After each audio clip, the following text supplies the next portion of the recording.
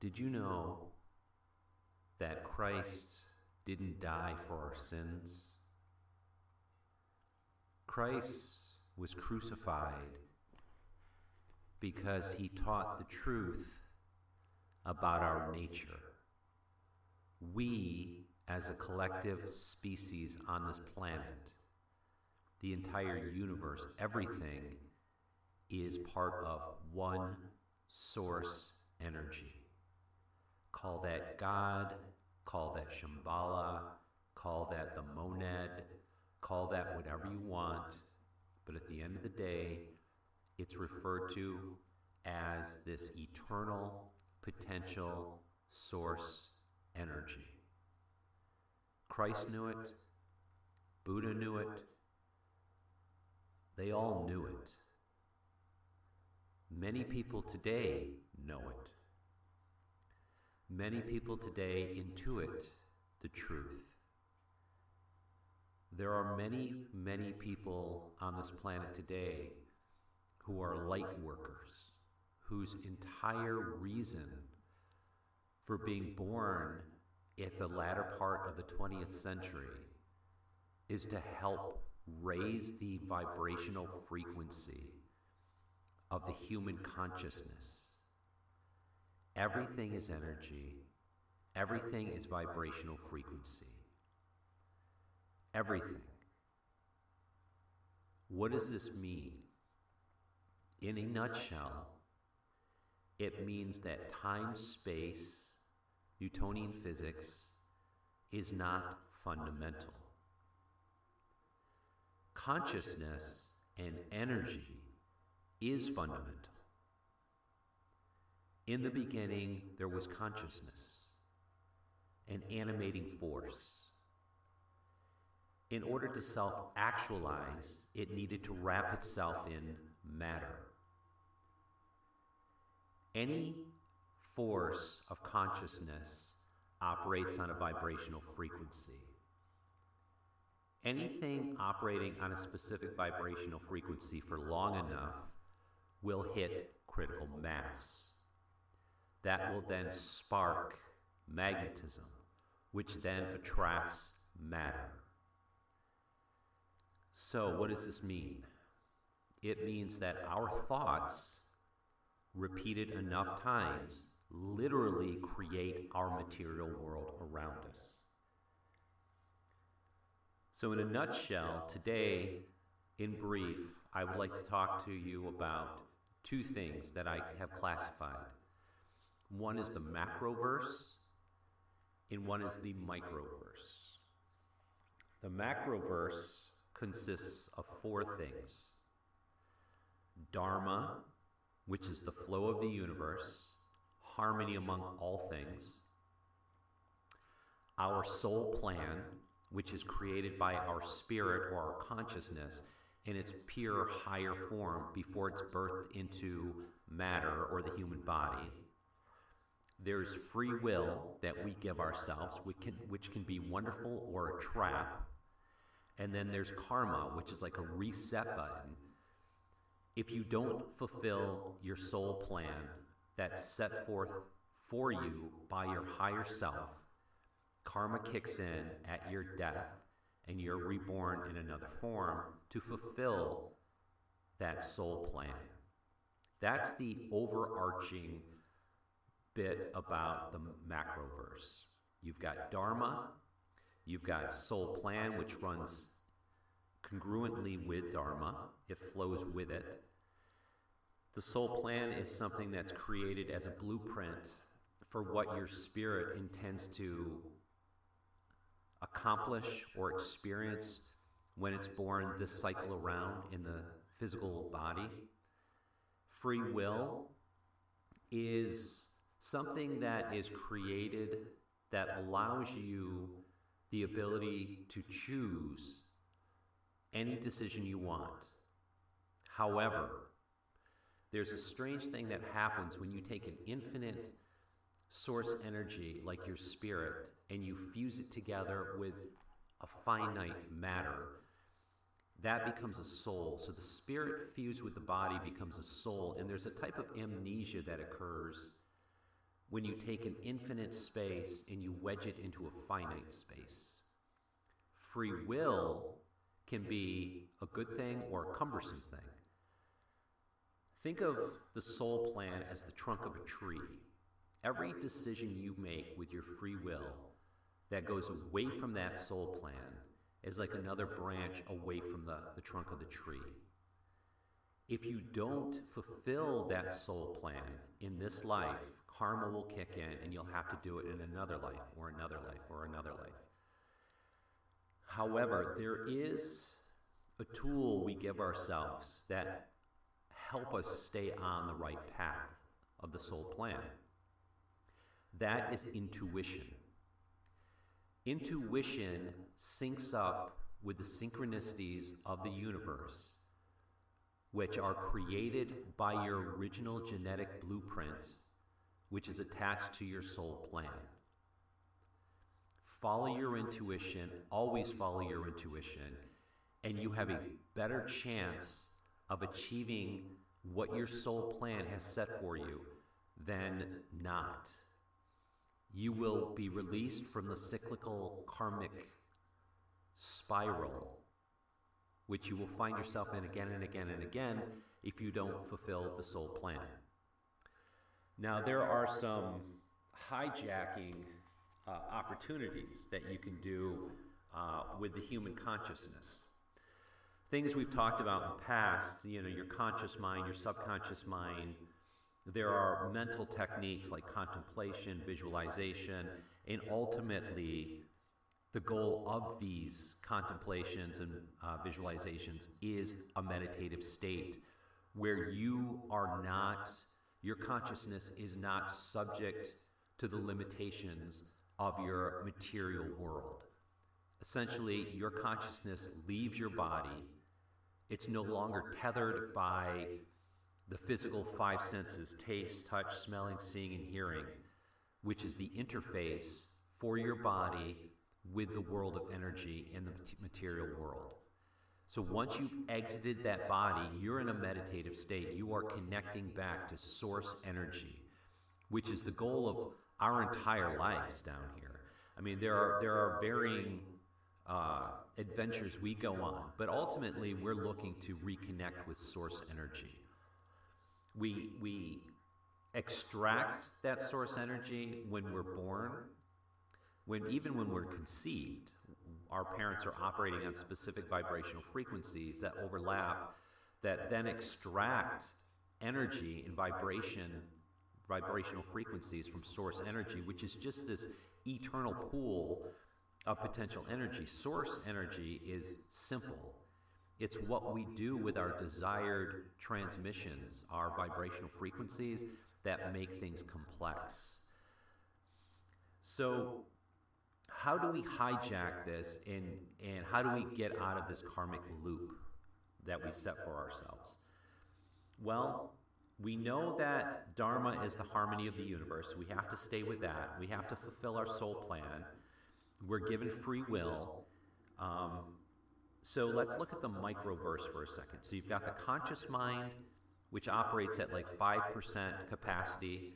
It's the filter mind. It's the five senses we just talked about. It's the analytical mind. It's the logical mind. It's the creative mind. It's the thinking mind. It can conceive 3 dimensions. The subconscious mind is the storage mind. It's the thing that creates our personality based on whatever our conscious mind lets into it. Our conscious mind can perceive past, present, and future. Our subconscious mind cannot. Our subconscious mind cannot determine the difference between past, present, and future. Everything is operating in the perpetual present. So what does that mean? It means that whatever is stored in our subconscious mind, no matter if it was trauma from the past, whether it was 30 years ago, whether it was 2 minutes ago, that is consistently at the forefront of the subconscious mind. So through techniques like contemplation, where you go into a restful state of retrospection, where you look at yourself and you contemplate what your main desire is, right? So this would be like, what is that soul plan that you set for yourself? You find that through contemplation. You find it through journaling. There are different techniques that you can do in order to keep in tuned with that soul plan. So once you've got that soul plan in mind, that desire, then you create a visual storyboard, a picture board, if you will, of what that soul plan is like when you've achieved it. Now, it all has to be in present tense.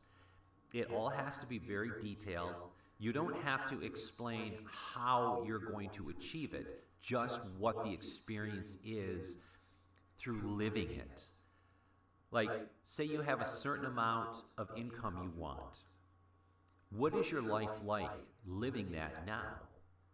What kind of car do you have? What kind of house do you live in? What kind of relationships do you have? What is your daily routine? Really feel it. Really emotionalize it. Really imprint emotions onto that. Now, if you are having issues with past traumas or future fears, those are things you have to go into the deep-seated subconscious mind, and you can do the same technique. You can do visualizations to re-imprint an new emotion to old memories. We have something that is handed down from generation to generation. As I understand, it's epigenetics. And you can change. Like, you literally, because consciousness and thought supersede matter in cells, you can literally change your matter, your biology, by thought alone. Confirmation, affirmations, visualizations, fully realized realities with an emotional impact, because it's the emotion that charges this. You have to have a strong emotional charge attached to this visualization in present tense. You are living it. You are living your dreams. You are living your desires. You are fulfilling your soul plan. And you will then break the karmic loop, that spiral that spins and spins and spins. You have to trust your higher self. There is no external God beyond what we are. We are just specific vibrational frequencies shot out from source energy, or God, the Godhead, to experience itself, self-actualizing itself in matter, shot out at random, maybe not random, vibrational frequencies. It has specific soul plans for each individual transmission. It shoots out from its source. It wants to experience a specific thing in its material form. So, your goal is to remember your soul plan. Remember that we are all one. We are connected as one source energy. Thought and energy is fundamental. Matter is a response to thought. Now, you can believe this. You don't necessarily have to believe it, because thoughts spark material reality all the time. Most people are just not aware of it. They go through their lives, in this sort of beta state of consciousness, being manipulated again and again by civic leaders, by religious leaders, by corporate leaders, and they're not even aware of it. They're not even aware of the subconscious programming that they're allowing into their minds. Whatever is stored in the subconscious mind creates your personality. Your personality creates your behavior, your actions. So what you watch, what you consume, whether it's through visual stimulation, through social media, through movies, through reading books, whether it's through the news, whether it's, fast food, whether it's fine dining, whatever it is that you're consuming in this material world makes up who you are. And if you're unhappy with that, you have it within yourself. You have the power to reprogram your personality. You might not believe it, but just try these techniques: contemplation, visualization, getting into that meditative state, the ultimate state that you're looking for, which is a detachment from the material senses. Once you're detached, then it's like a junkie that's been set free, that has no more taste for the junk. Like, you have no more taste for anything in this material world. You have transcended it. One interesting technique that I came across is counting backward. If you can count backward from 10 to 1 and keep your mind focused on the count backward and not let your mind daydream, you're doing pretty good. If you can do it for 60 seconds, 60, 59, 58, and so forth, all the way down to 1, you're better than most people will be in many lifetimes. If you can focus for 1 minute, that's 1 minute of contemplation within yourself, and then you can take that exercise and you can project it forward into a state of full meditation where you exit your body. No thought, no ego. The ego is a wonderful thing, but it can also be very destructive. The ego is the artisan that takes the energy that's in our bodies and it basically manifests physical reality. The conscious mind and the subconscious mind are the tools that are used. But you have intuition. You have synchronicities. Synchronicities are things that start to develop in your experience. You start seeing things. 2 and 2 is 4. Curious linkages, things that connect, synchronicities, deja vus, all this kind of stuff starts surfacing more and more in your life. And you're not losing your mind. You're tapping in to source energy. You're tapping into your soul plan. And that is key. That's what keeps you happy, because the source plan is the blueprint for why you're here. That's why you're here. So focus on it, develop it. Consciousness is like a muscle. The more you develop it, the more you go into these states of contemplation, visualizations, and ultimately, hopefully, meditation, the more you will have control over your life. The more you'll be able to push out all of the other hack jobs, the ads, the civic laws and rules that service other people. Up until, not long ago, I was a pretty civic-minded person, and still am. But when you begin to realize that maybe not so much on a like a town-to-town basis, but certainly on a global basis and on a national basis, I feel that our government isn't always there to support the people. I think maybe it started with the best of intentions, but it's gotten so wrapped up in this material world of finances and material goods that it's sort of lost its source. It's no longer attached to its soul plan, and it's floundering. And I think that the collective source energy realizes that, and that's why everything seems to be crumbling now. The government's not trustworthy. Corporate America, which is a materialistic plane, is extremely corrupt and has enslaved, the human consciousness to believe that matter is the most important thing. Material goods, social status doesn't mean anything. If you're not fulfilling your soul plan, which is a personal plan that you set for yourself at this specific vibrational frequency, again, we're all source energy, but we're operating on different vibrational frequencies. If you're not fulfilling that personal plan, and you probably won't be if you go with other people's trends and other people's ads and other people's status quo. It's people always say, I want to be popular, I want to be, like everybody else. Well, no, you kind of don't. You're here for your own specific purpose, and you are special. Everybody that's here has a soul plan, and that soul plan is part of a collective. There is one large source energy. Call it God, call it the Godhead, whatever you want to call it. It is eternal, it never ends, and it has reasons for why it shoots these specific vibrational frequencies out into the material world. It needs to self-actualize, and it has a reason. You're here for a reason. You just have to follow your intuition, do the mental exercises, and you can change your life.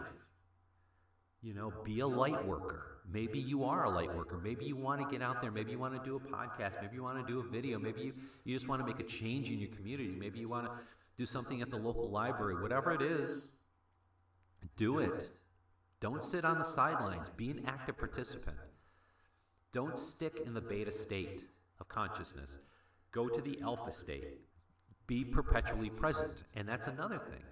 In brief, people that suffer from anxiety and fear, if you stayed in a perpetual state of present tense, you would never feel fear ever again.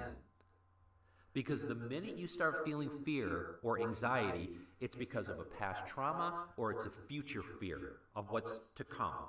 It has nothing to do with the present time. Nothing.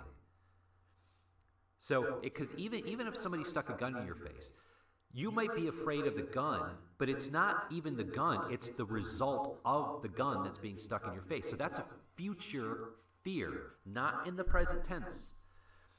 Now, this may sound crazy, but just listen to this over and over and over, and just remember that you are here for a purpose. You are a very, very important individual. Do your exercises. Do your mental thoughts. Write a journal. There's lots of different things you can do in order to achieve, your life plan, your soul plan. So get started. And I hope this helps everyone. And again, have a wonderful day and be in the now.